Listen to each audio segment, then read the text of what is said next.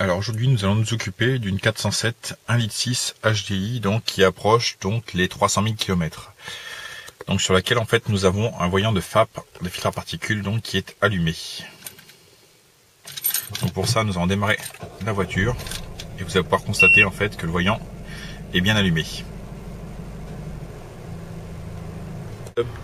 Nous allons contrôler les différents messages donc au niveau du menu Setup de la voiture.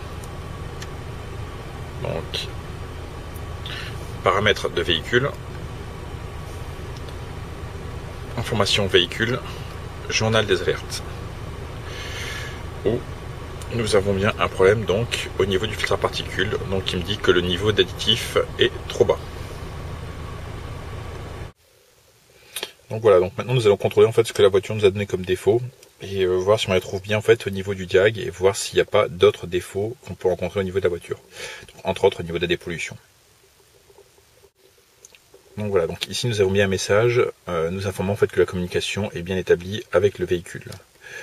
Donc nous allons pouvoir retrouver en fait les codes défauts. Donc les défauts donc rencontrés donc sont bien les mêmes que ceux que nous avions auparavant, donc à savoir un niveau d'additif minimum atteint. Donc qui est bien un défaut permanent puisque le réservoir d'additif est vraisemblablement vide. Donc nous allons maintenant pouvoir nous occuper en fait du remplissage du réservoir d'additif. Ici nous utiliserons 3,5 litres d'additif de type Eolis 176 ainsi qu'un kit de raccordement fourni avec l'additif. Le réservoir additionnel se trouve devant la roue arrière gauche. Donc dans un premier temps, donc nous allons déclipser la fiche pour pouvoir raccorder ensuite le kit de raccordement.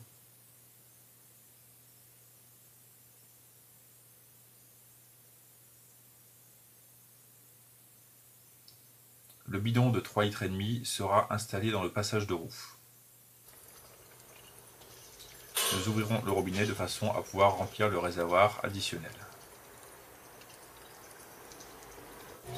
Une fois l'opération terminée, il suffira simplement de reclipser la fiche.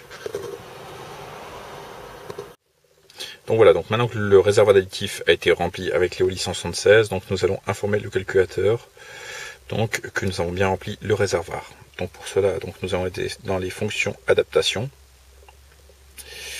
Ensuite, remplissage d'additif diesel. Donc nous allons valider. Donc maintenant il ne reste plus qu'à suivre les procédures. Donc à savoir donc moteur coupé, contact mis et valider l'opération. Donc voilà, la fonction est achevée. Donc désormais, donc, quand je démarrerai le véhicule, le voyant de FAP ne devrait plus s'allumer.